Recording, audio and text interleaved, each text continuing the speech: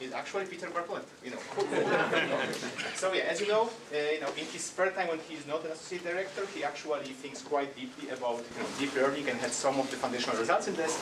And actually now will tell us even more fun stuff happening here.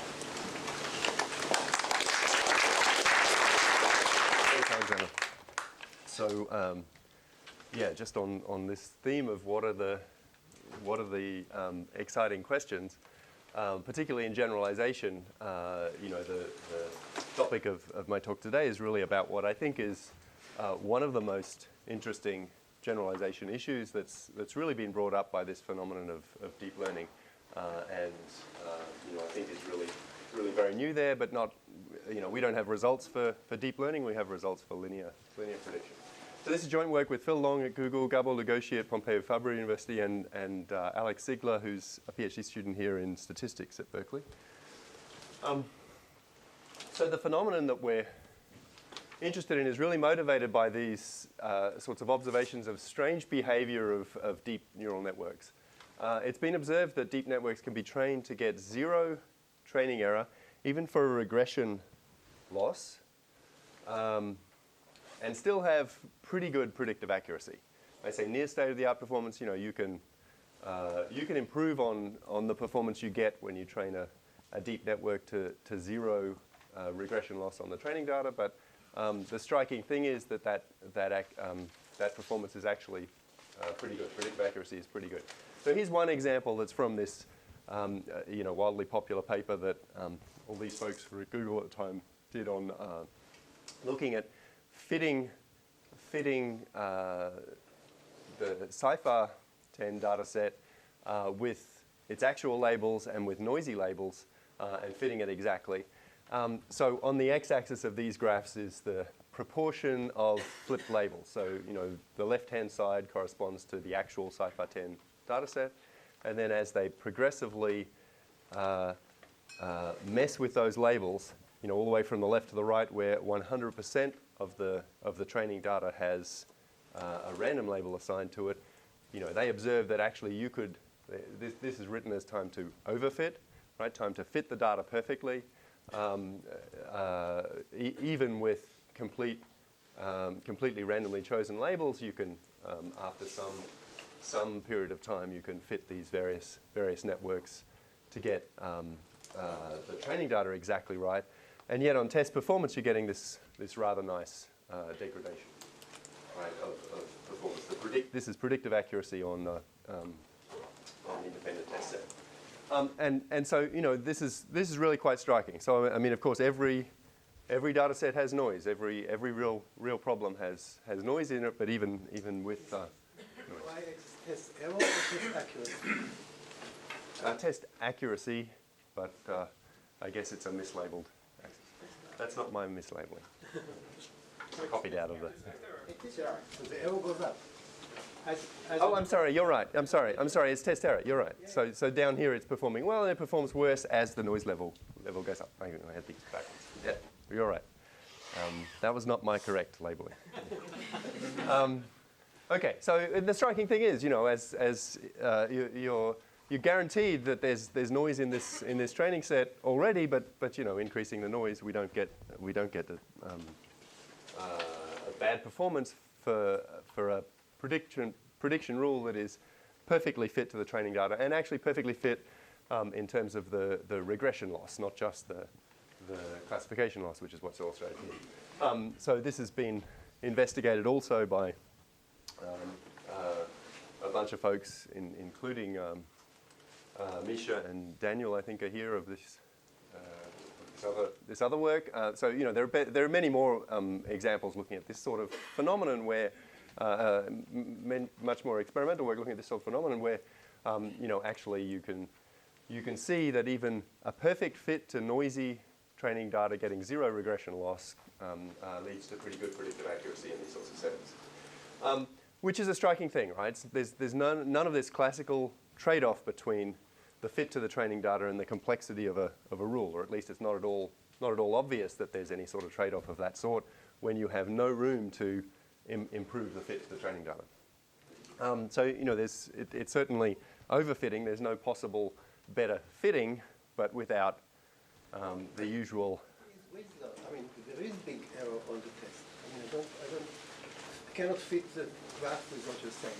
There is huge error on the test. Okay, so think about, this is a 10-class classification problem, and you're getting 90% of these things correct, and you're adding in, let's say 10% of the training data has nonsense in its labels, and you're getting, whatever that is, 25% correct when the baseline is 90% error. Right, that's really striking. You've got a very noisy data set. You're fitting it perfectly, and the predictive accuracy is really pretty good. Yeah, as I say, not state of the art, but pretty good. All right. So what is and isn't interesting about this? What is and isn't striking? And I'm going to have a little bit of a rant here. So, but not for long. It's the top half of the slide. So first of all, having the number of parameters bigger than the sample size, there's nothing very mysterious about that. This is just what we do in non-parametric methods, right? There's nothing striking about that. What is striking is not doing anything to control complexity when you're working with, not doing anything explicit to control complexity. So having more parameters than sample size, not at all mysterious. There's nothing new about seeing good prediction when you've got zero training error for classification loss, all right? Because there is the possibility that actually if you're working with a regression loss with a method like neural nets or ensemble methods or many other kinds of things, then actually there might be some kind of trade-off between the performance in terms of regression loss on the training data and complexity. So, I guess the point I'm making there is this is something that's been observed for decades. And this point, is sort of obvious. It's strange to have to say it, but data is noisy. We've known that if you want to make predictions from observations, you have to take account of the fact that those observations are noisy. We've known this since the 1700s, like 1820 or something. Gauss published his work on this. Gauss and Legendre and Laplace and all these people. So, it's not a new thing. If you're talking about generalization and trying to argue that yi equals f of xi is the assumption you want to make, maybe that's going to give you a step along the way to proving something interesting. But it's very far from Peter, can I ask for maybe push back a bit on number 2 here? I mean, what do you... Number 2, all I'm saying is there's nothing new about those observations. So what are previous other observations or theories? Even with margin analysis, where would you have... The point I'm making there is not about the analysis, it's about the observations, Okay. that there's nothing new. Okay. Right? So I was careful to say, yeah. Just a clarification about the non-parametric. For non-parametrics, P can scale with n, but it's not really bigger than n, right? I'm sorry, P can scale with But n. it's not bigger than n. You usually do some smoothing. You usually do some smoothing, that's exactly right. I guess I'm saying that this having P bigger than n isn't a striking thing. P greater than or equal to n. So, this is really the world of non-parametrics. But it's nothing is going to be optimal in that region, right? Like to be optimal, you have to smooth. So you have to smooth to be optimal. That's right. That's right. Yeah. All I'm saying is, it's not a brave new world to have P bigger than n. This is really rather standard. What is striking? So end of rant. I think what really is striking here is we're getting good predictive accuracy, presumably not optimal, but good predictive accuracy with zero regression loss on noisy training data. Okay. And of course, statistical wisdom says, we shouldn't fit the data too well. We should have some sort of trade-off between the fit to the data and the complexity of the prediction rule. Right? Whether that means smoothing in the non-parametric setting, whether it means keeping careful control of the number of parameters as the sample size grows and so on, somehow we should be doing a good job at that trade-off of fitting the data well and controlling complexity, but fitting the data perfectly seems to be a different regime. So I think that really is a striking and really fascinating phenomenon, And I think it's certainly, if we want to understand generalization in deep networks, I think this is a really central issue. Okay, so there's been a bunch of work on this sort of question, using different kinds of investigating different kinds of methods. Work on things related to nearest neighbor rules, so simplicial sort of interpolation, nearest neighbor methods with appropriate weightings of the nearest neighbors that actually interpolate. And some results about their performance, results about kernel regression for particular kinds of kernels, so nonlinear functions or polynomials of the Euclidean inner product that exploit some random matrix analysis of these kinds of kernel matrices. Work on smoothing methods, so kernel smoothing with singular kernels, and I guess this is an example that actually dates back quite a bit longer than the last year and a half, which is most of this work. There's this recent work looking at, again, applying random matrix theory for the case where the sample size and the number of parameters are growing together and approaching some constant value, and understanding how things behave asymptotically in a linear regression setting. So this is the asymptotics that they compute are closely related sorts of things we look at. And then this very recent work that looks at linear regression with random features, random Fourier features in particular. So it's considering a linear regression problem where you're doing this sort of interpolation and understanding, for those specific cases, understanding the performance of those interpolating linear prediction rules. Okay, so there's quite a bit of work in this sort of area that's popped up in the last year and a half or so. What we want to focus on, and I guess a few of those papers have focused on, is this setting of this question of the performance of an interpolating prediction rule in the perhaps simplest possible setting where you could study it, and that is linear regression, very classical setting. So let me introduce some notation that we can be specific about the result. So we've got a covariate vector x, and I've written it as lying in a Hilbert space. You can think of it as just some Euclidean space, finite dimensional, but very, very high dimensional, and a real valued response variable y. For this talk, I'm just going to describe things as x, y are jointly Gaussian and mean 0. But you can extend it to the sub-Gaussian case. So x, y are sub-Gaussian, and the conditional expectation of y given x is linear in x. Right, so the well-specified linear model, which, in the Gaussian case, the well-specified part is linear. It makes things much more convenient to state those sort of assumptions. The marginal is unimodal here? That's right. The marginal is unimodal here? The marginal is unimodal. In the Gaussian case, yes, but this is not essential.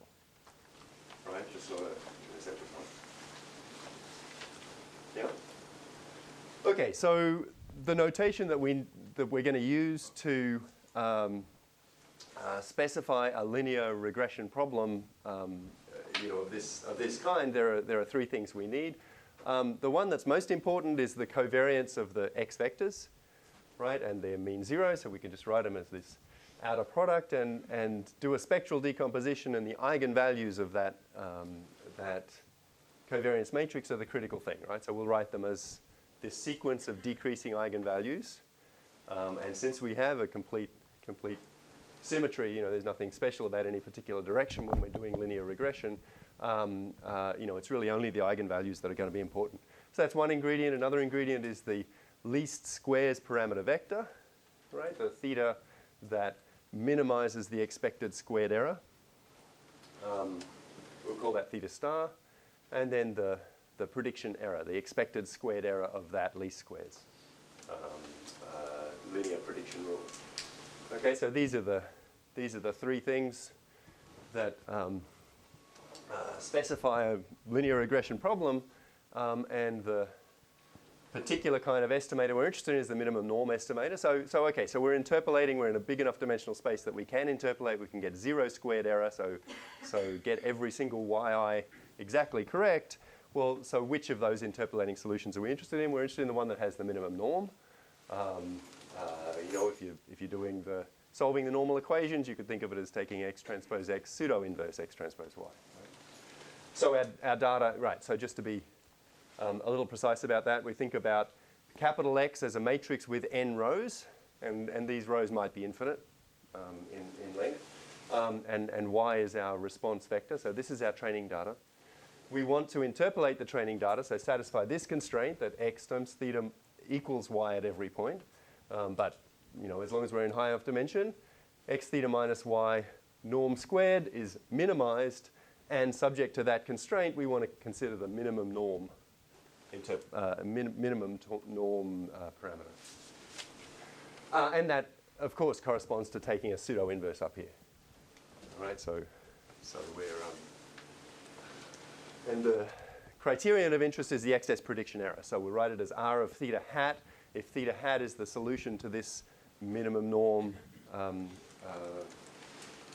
least squares parameter vector, then we're interested in its expected prediction error versus the expected prediction error of the optimal, the theta star that minimizes the expected squared error of that prediction. And things nicely decompose, and we get that this is just equivalent through this covariance matrix to the error in our estimate. Right? It's how bad theta hat is as an estimate of theta star, as weighted by the sigma. And of course, this is where these lambda i's matter, right? The lambda i's determine the importance of different parameter directions, right? If we make an error in a direction where lambda I is large, that's very bad for prediction error.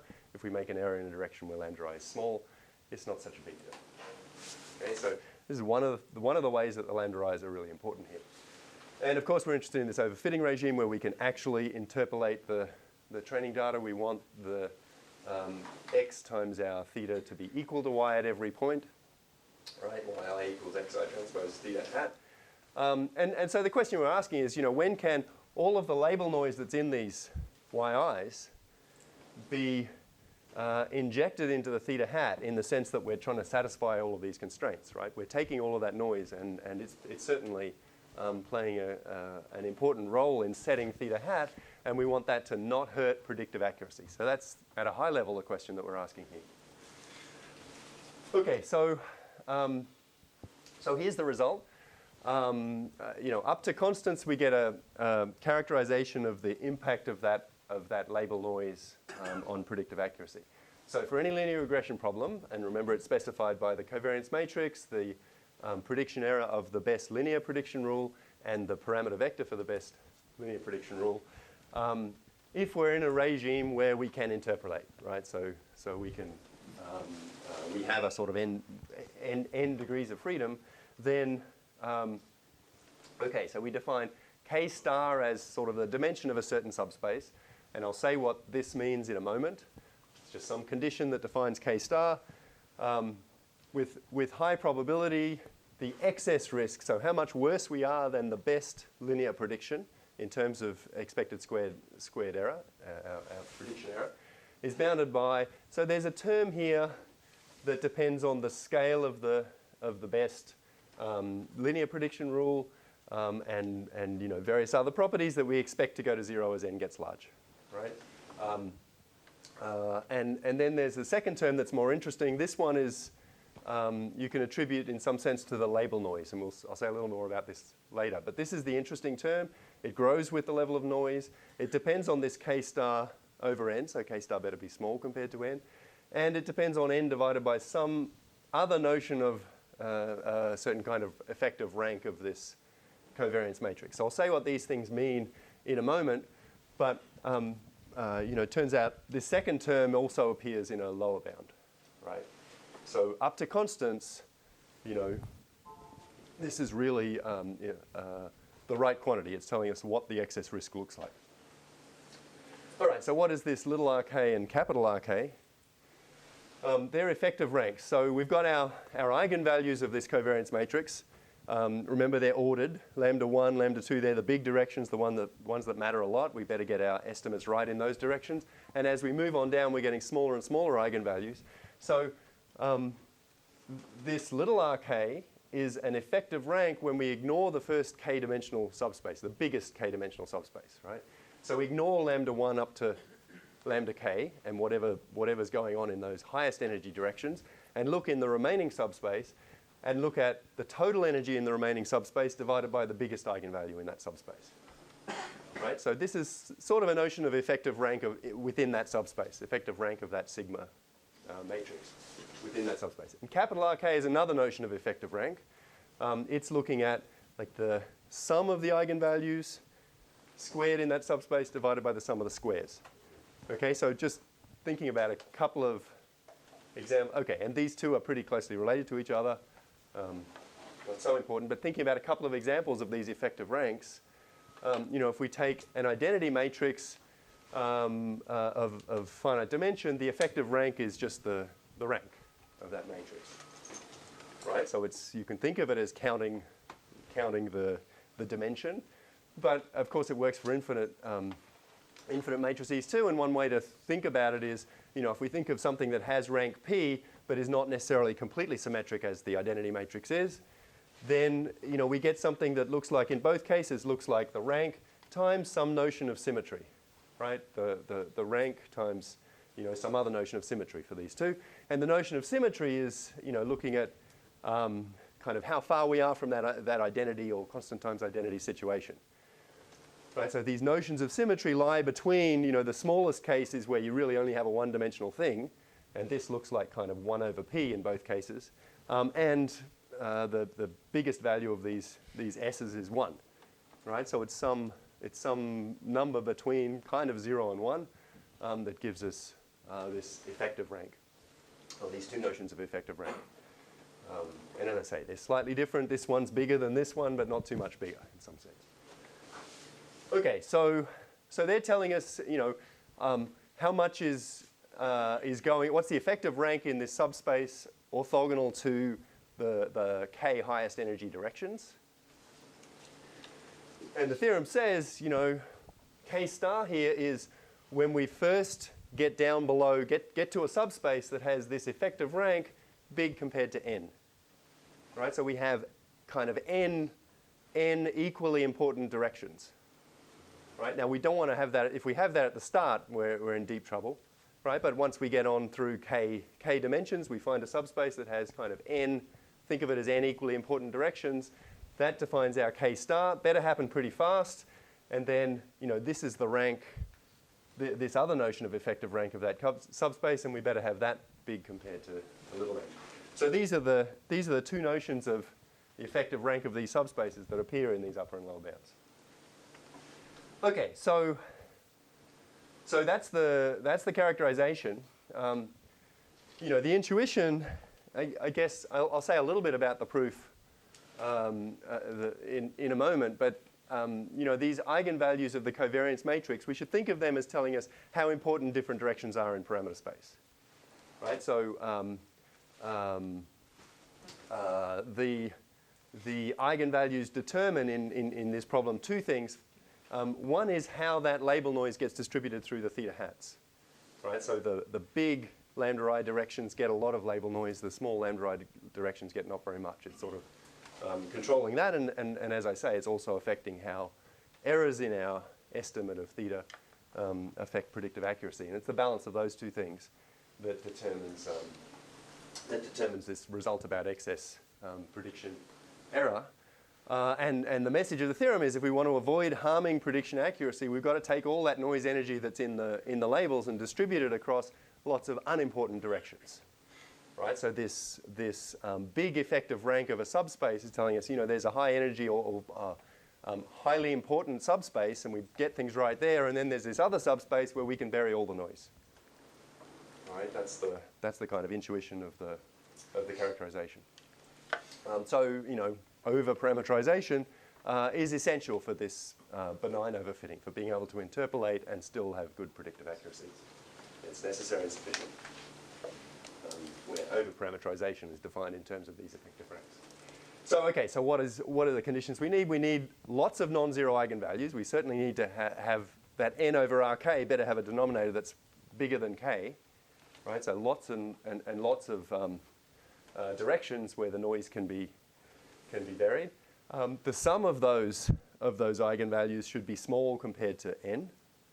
I guess the sum of all of the eigenvalues should be small compared to n. This is just like a scaling thing.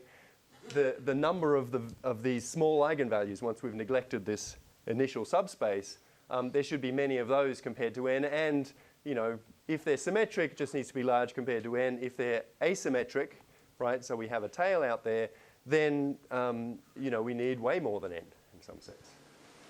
Right, so it's the ideal case is to have lots of roughly similar values of small eigenvalues out in that tail. Okay, so let me say, I have 15 minutes. So let me say a little bit about the proof. I also want to get onto a kind of couple of implications, but just to say a little bit about the proof. The key idea, I mean, there's a classical kind of decomposition. We can think of the expected loss as arising from two components, one that comes from the signal and one that comes from the noise, right? So, the signal is take the least squares parameter vector, the parameter vector that gives the smallest predictive accuracy, and think about what it would predict versus all the rest, and call the rest the noise. And those two pieces give us, quite a nice view of what our estimates look like. So our theta hat, so they lead to two components of the excess risk. The first component is we don't quite get theta star popping up from the signal part because we're getting a somewhat distorted view of the covariance of x in our training data. And the second component, the component due to the error, is, I think, more interesting. So the first component is really not a problem. Even in high dimensions, you can use classical methods to keep control of that. The second component is really the problematic, interesting one. It's the impact of the noise on our parameter vector. Right, so that's the heart of the problem. So, okay, so we do this decomposition into, define a noise vector that is whatever else would be there on top of what the theta star would predict. And our estimator here, by writing our y as this sum, you get two pieces to theta hat. We get a piece that's due to theta star and a piece that's due to epsilon. Things decompose beautifully in the linear case.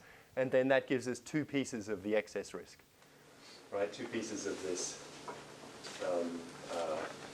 this quantity, what our excess expected squared error is above the theta star, the optimal one. The first piece, as I say, it's we can use classical methods to keep control of, and the second piece is the one due to the noise. It's much more interesting. Okay, so what happens with that second piece? All right, there are a few steps here. We can rewrite this pseudo-inverse in terms of something like a Gram matrix, right? So consider inner products between all pairs of the points in our sample, and then we get something that generically is going to be invertible, certainly in the Gaussian case, and we have an alternative expression. And now we can scale things, whiten things, I guess, to get something in terms of standard normals, standard normal vectors. So this is now an n by n matrix. Right, and this thing is an n by, something very large kind of matrix on either side. And so we can rescale things to get it in terms of standard normals. These are n vectors, standard normal vectors, and that matrix in the middle is a weighted sum of standard normal outer products of dimension n. So you can believe you could do something like that.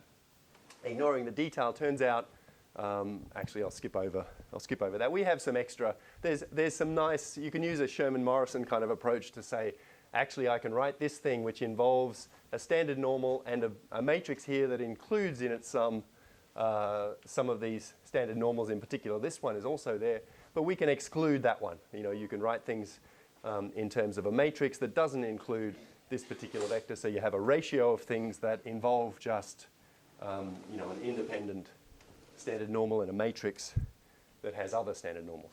So, at a high level, we're just splitting things up into keeping control of those things, and in the non-Gaussian case, you get a similar thing with instead of standard normals, you have independent isotropic random variables, unit covariance.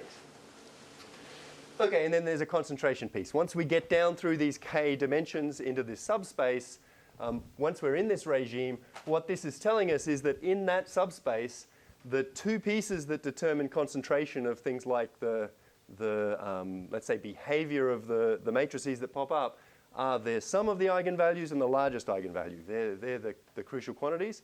Well, once we're in this regime, it's the sum of the eigenvalues that matters, right? And the largest eigenvalue its effect is dominated. And that means that the eigenvalues, most of the eigenvalues of these matrices that we're considering are kind of the same within constant factors of something that we can get our hands on. So there's a crucial concentration part that arises from that first condition involving the first use of this effective rank. And then we can split things up, into the heavy directions, the ones in this, the first k biggest eigenvalues, which cost us 1 over n in terms of excess prediction accuracy, and then those other directions which cost us something like n over this other notion of rank. So, skating over a lot of detail. And the lower bound is really, the same kind of decomposition. So it's that second term that's really the interesting one. And two cases, when things are concentrated, so when that rank condition is satisfied, we get a lower bound that's within a constant factor of the upper bound. When things are not concentrated, we get a lower bound that's at least a constant anyway. All right, so that's where the matching upper and lower bounds come from. Okay, so that's a whirlwind view of at a high level of the arguments that go into, why we get this characterization. Okay, so let's think about some consequences. First one is, we've got a condition that really is just saying what is assuming that, okay, let's go back to the theorem.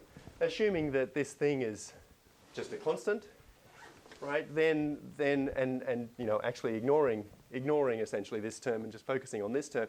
All we're worrying about here are properties of the eigenvalues of sigma. Properties of this kind of mix of importance of different directions in parameter space. Okay, so what do those properties look like? Let's think about the case of having our sample size getting large and asking, well, when can we make this kind of quantity that arises in theorem go to 0? Right, so as n gets large, what does this k star look like? Of course, it's a function of n. And what does this term look like? And in what circumstances can we make these things go to 0 asymptotically in n? So you can, it turns out you can characterize them in many different examples. Here's one example. If you want to get polynomial decay of the lambda i's, right? So I to the minus alpha, and I'll put a log factor in there because it turns out we need it. Then we have this asymptotically benign property precisely when that exponent alpha is 1 and beta is bigger than 1. All right, so you've got to have things decaying just at the very edge of summability. Right, so this is sort of the slowest decay that lets you, of this form, that lets you sum up those eigenvalues. Asymptotic analysis is kind of in opposite direction to... It is. It is. But it's sort of the first thing that you would check here, right? So yes, we get a result that's entirely finite sample, but then it's saying, well, what is this? It's all about the sequence of eigenvalues. So what are sequences that make things work? Just asymptotically first. Okay, so this looks bad, right? This looks like the only asymptotics that make it work are lambdas that are right at the edge of not being summable. which is kind of striking. So, you know, this is a little surprising to see this characterization of that sort of asymptotic result. But it turns out, you know, you can, if you chop off the dimension at some point and include some, okay, so let's think about this example a little carefully. So if we're in a finite dimension, let's call that dimension P sub n, right? That as n increases, we want this dimension to increase, obviously, but let's make it P sub n. And our eigenvalues are something that decays fast. I've written it as e to the minus k. That part's not really important, right? So fast decay of the eigenvalues plus some isotropic component, right? So there's this spherically symmetric component I'll call epsilon n in every direction, and presumably it's small, right? So there's a fast decaying part as we move down through the eigenvalues, and there's a constant part, right? And beyond P sub n, nothing's going on. Okay, then we get things behave nicely, right? We get this nice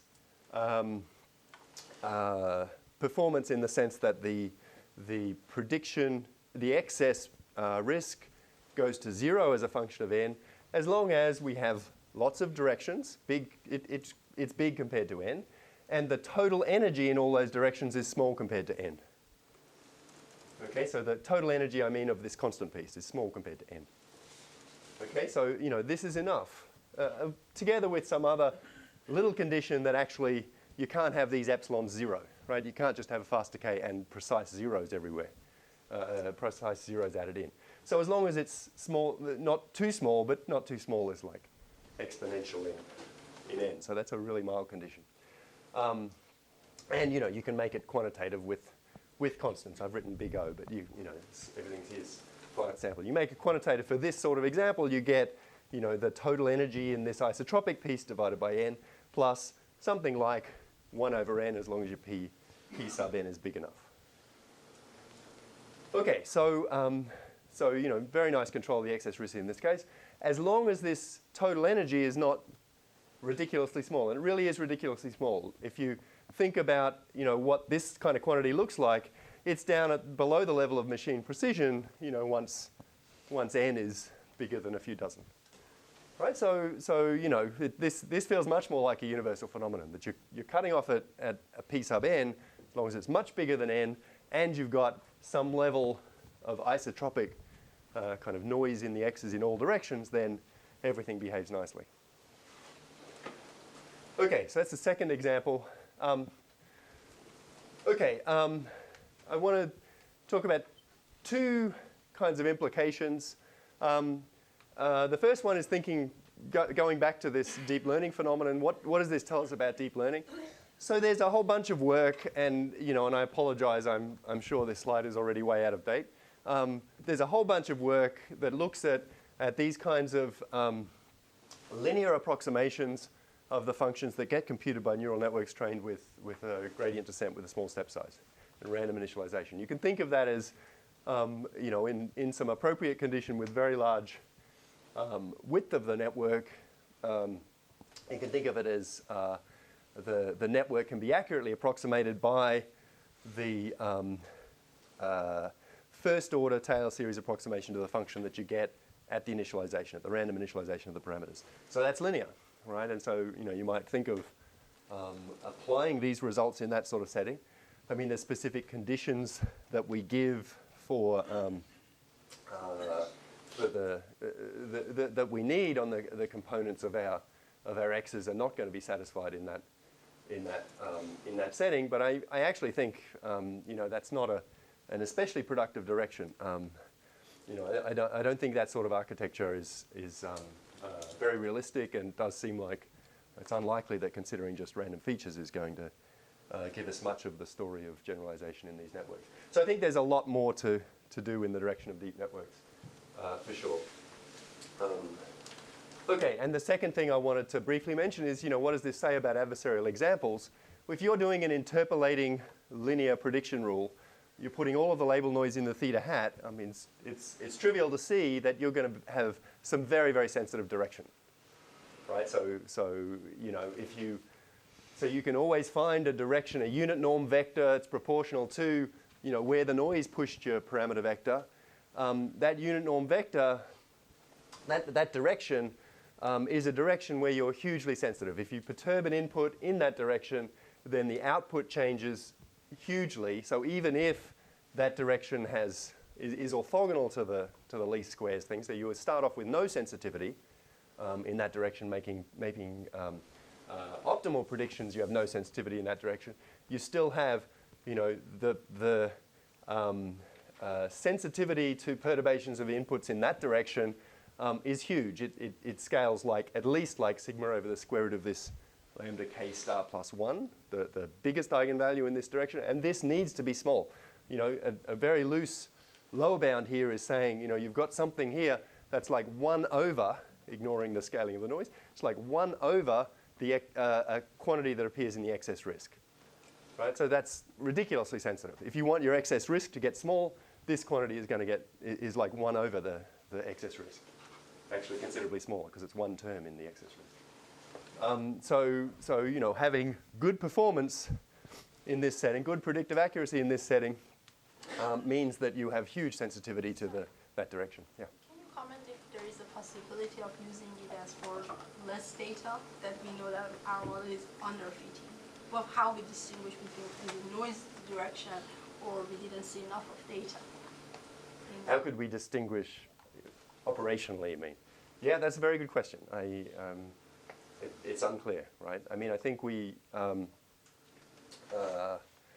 in a regime where we get good predictive accuracy out of this interpolating prediction rule, we're in this very high dimensional setting where some directions inevitably have a very big sensitivity. If we're choosing random perturbations, if we choose x according to the original distribution, we're not going to see those directions, right? Because they're low weight directions.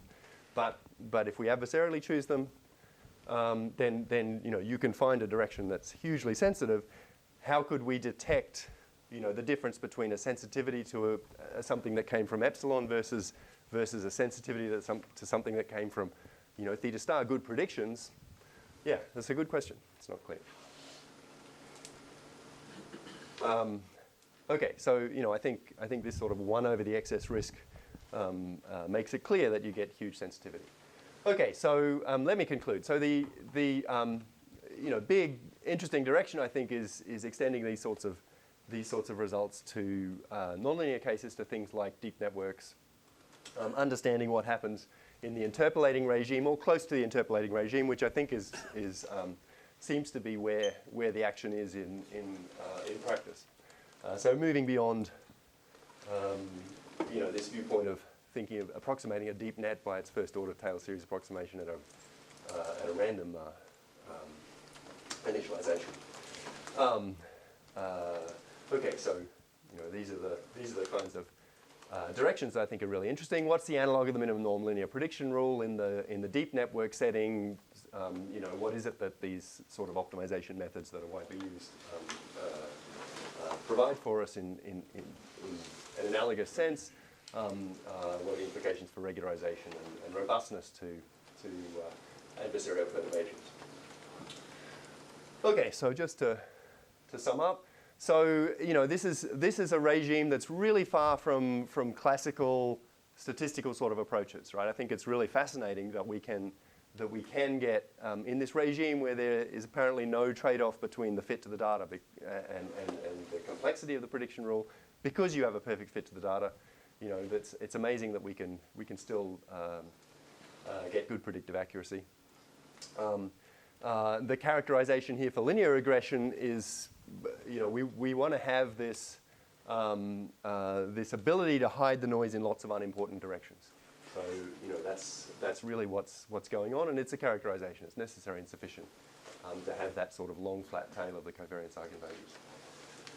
So it relies on overparameterization, but not just many parameters, but many very unimportant parameters, and in some sense equally unimportant, vaguely equally unimportant parameters.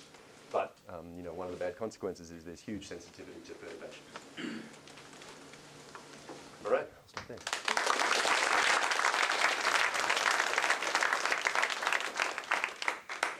One or two questions to Peter, and I hope the thing is somewhere here. Sorry. Oh, cool. I know Tong Zhang has a paper, Bounds on Kernel Regression using effective rank. Do you know how his I bounds? don't know that paper, so yeah. Is this recent? No, I think this is like 10 years ago. Yeah.